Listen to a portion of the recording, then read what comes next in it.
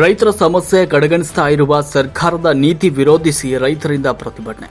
ರೈತರಿಗೆ ಈ ಹಿಂದಿನ ಬಾಕಿ ಪರಿಹಾರ ಕೊಡದ ಸರ್ಕಾರದ ಕೆಟ್ಟ ನಡೆಯನ್ನು ವಿರೋಧಿಸಿ ರಾಜ್ಯ ರೈತ ಸಂಘದ ಹಿರಿಯ ಮುಖಂಡರಾದ ಚಾಮರಸ ಮಾಲಿಪಾಟೀಲ್ ಅವರ ನೇತೃತ್ವದಲ್ಲಿಂದು ಜಿಲ್ಲಾಡಳಿತದ ಕಚೇರಿಯ ಮುಂದೆ ಪ್ರತಿಭಟನಾ ಧರಣಿ ನಡೆಯಿತು. ಬೆಳೆ ವಿಮಾ ಕಂತುಗಳ ಬಿಡುಗಡೆ, ಎಡದಂಡೆ ಕಾಲುವೆ ಕೆಳಭಾಗಕ್ಕೆ ನೀರು ಕೊಡದ ಧೋರಣೆ ವಿರುದ್ಧ ಚಾಮರಸ ಅವರು ತೀವ್ರವಾಗಿ ಖಂಡಿಸಿ ಕ್ರಮಕ್ಕೆ ಆಗ್ರಹಿಸಿದರು. ಪ್ರಭಾಕರ ಪಾಟೀಲ್ ಇತರ ರೈತರು ಈ ಸಂದರ್ಭದಲ್ಲಿ ಭಾಗವಹಿಸಿದರು.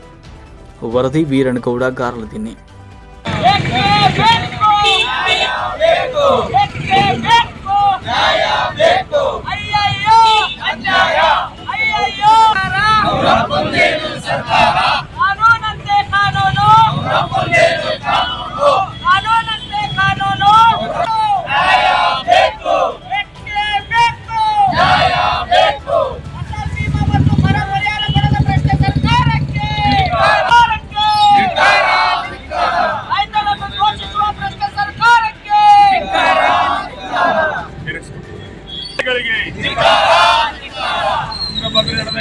ಕೆಳಭಾಗಕ್ಕೆ ನೀರು ಕಳಿಸದ ಭ್ರಷ್ಟ ಅಧಿಕಾರಿಗಳಿಗೆ, ನೀರು ಕೊಡದ ಭ್ರಷ್ಟ ಜಿಲ್ಲಾ ಆಡಳಿತಕ್ಕೆ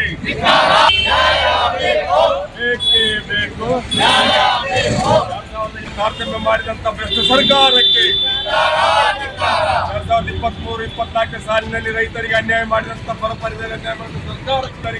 ಪರಿಹಾರದಲ್ಲಿ ಮೋಸ ಮಾಡಿದಂತ ಸರ್ಕಾರಕ್ಕೆ ಬೇಕೇ ಬೇಕು. ರೈತರ ಬಗ್ಗೆ ಕಿಂಚಿತ ಕಾಳಜಿ ಇಲ್ಲದ ಭ್ರಷ್ಟ ಸರ್ಕಾರಕ್ಕೆ ಬೇಕೇ ಬೇಕು. ಯಾತಕ್ಕಾಗಿ ಹೋರಾಟ, ಯಾತಕ್ಕಾಗಿ ಹೋರಾಟ, ಇಲ್ಲಿವರೆಗೆ ಹೋರಾಟ, ಏನೇ ಬರಲಿ ಏನೇ ಬರಲಿ. ಈಗ ಬಿಳಿಜೋಳ ಖರೀದಿಗಾಗಿ ರಿಜಿಸ್ಟ್ರೇಷನ್ ನಡೆದಿದೆ. ಒಬ್ಬ ರೈತನಿಂದ 1 ಎಕರೆಗೆ ಕೇವಲ 10 ಕ್ವಿಂಟಲ್ ಖರೀದಿ ಮಾಡ್ತಾರಂತ. ಹೋದ ವರ್ಷ 20 ಕ್ವಿಂಟಲ್ ಖರೀದಿ ಮಾಡಿದ್ದಾರೆ ಅದೇ ಖರೀದಿ ಕೇಂದ್ರದಲ್ಲಿ. ಇವತ್ತು 10 ಕ್ವಿಂಟಲ್ ಅಂತಂದರೆ ಒಬ್ಬ ರೈತ 1 ಎಕರೆಗೆ 20ರಿಂದ 30 ಕ್ವಿಂಟಲ್ ಹೈಬ್ರಿಡ್ ಜೋಳ ಬೆಳಿತಾನೆ. ಅವನು 20 ಕ್ವಿಂಟಲ್ ಒಯ್ದು ಮತ್ತೆ ಅಗ್ಗದ ದರಗೆ ಮಾರಬೇಕಲ್ಲ. ಅದಕ್ಕೆ ನಾವು ಇವತ್ತು 25 ಕ್ವಿಂಟಲ್ ಖರೀದಿ ಮಾಡಬೇಕು ಒಬ್ಬ ರೈತನ 1 ಎಕರೆಗೆ ಅನ್ನೋದು ಭಾಳ ಮುಖ್ಯವಾದಂಥ ಡಿಮ್ಯಾಂಡು. ಇನ್ನೊಂದು ಏನಂದರೆ ತುಂಗಭದ್ರಾ ಎಡದಂಡೆ ನಾಲೆಗೆ ಇವತ್ತು ನೀರೇ ಬರ್ತಾ ಇಲ್ಲ. ಎಲ್ಲ ಬಿಟ್ಟಂಥ ನೀರು ಮೇಲ್ಭಾಗದಲ್ಲಿ ಗಂಗಾವತಿ, ಕಾರಟಗಿ, ಸಿಂಧನೂರಲ್ಲೇ ಹೋಗ್ತೇವೆ ಹೊರತು ಮಾನ್ವಿ, ಸಿರವಾರ, ರಾಯಚೂರು ತಾಲೂಕಿಗೆ 1 ಹನಿ ನೀರು ಬರ್ತಾ ಇಲ್ಲ. ಇದ್ರ ಬಗ್ಗೆ ಯಾರು ಇವತ್ತು ಗಮನ ಹರಿಸ್ತಾ ಇಲ್ಲ. ಜೊತೆಗೆ ಫಸಲ್ ಬಿಮಾ ಯೋಜನೆ ಮತ್ತು 2023-24ರಲ್ಲಿ ಏನು ದೊಡ್ಡ ಮೋಸ ಆಗಿದೆ ಈ ಜಿಲ್ಲೆಯ ರೈತರಿಗಂದರೆ 192 ತಾಲೂಕು ಬರಗಾಲ ಅಂತ ಘೋಷಣೆ ಆಗಿದ್ದರೂ ಕೂಡ ಇವತ್ತು ಕೇಂದ್ರ ಸರ್ಕಾರದಿಂದ ಬರ ಪರಿಹಾರ ಬಂದಿದೆ. ಆದರೆ ಬರ ಪರಿಹಾರವನ್ನು ರಾಜ್ಯ ಸರ್ಕಾರ ಸಮಗ್ರವಾಗಿ ಎಲ್ಲರಿಗೂ ಹಂಚಿಲ್ಲ. ಇವತ್ತು ಎಲ್ಲ ರೈತರಿಗೆ ಬರಬೇಕಾದ ಪರಿಹಾರ.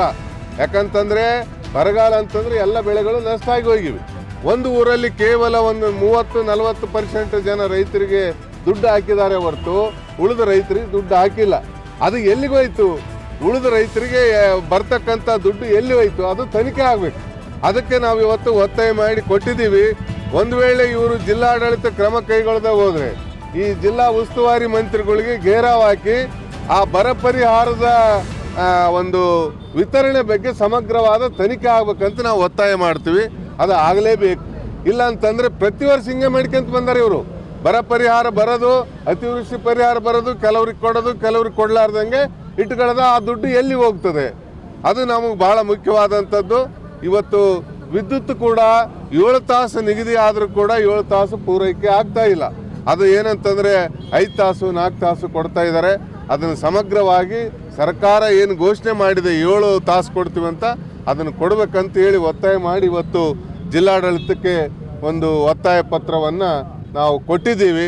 ಒಂದು ವೇಳೆ ಅವರು ಸ್ಪಂದಿಸದೆ ಹೋದರೆ ಜಿಲ್ಲಾ ಉಸ್ತುವಾರಿ ಮಂತ್ರಿಗೆ ಘೇರಾವ್ ಹಾಕೋದು ಗ್ಯಾರಂಟಿ. ಇವತ್ತು ಯಾವುದೇ ಸಭೆ ಕರೆದು ಮಾತಾಡೋಕ್ಕೆ ತಯಾರಿಲ್ಲ ರೈತರನ್ನ. ಇಷ್ಟು ಸಮಸ್ಯೆಗಳಿದ್ರೂ ಜಿಲ್ಲಾ ಉಸ್ತುವಾರಿ ಸಚಿವರು ಏನಂದರೆ ಕೇವಲ ಧ್ವಜಾರೋಹಣಕ್ಕೆ ಮಾತ್ರ ಸೀಮಿತ ಆಗಿದ್ದಾರೆ. ಜಿಲ್ಲೆಯ ಸಮಸ್ಯೆಗಳಿಗೆ ಅವರು ಪರಿಹಾರ ಸೂಚಿಸಲಿಕ್ಕೆ ಅವರು ಸಮರ್ಥರಿಲ್ಲ ಅನ್ನೋದು ಇವತ್ತು ಸಾಬೀತಾಗೋಗಿದೆ. ಅದಕ್ಕಾಗಿ ಈ ಹೋರಾಟವನ್ನು ಹಮ್ಮಿಕೊಂಡಿದ್ದೀವಿ.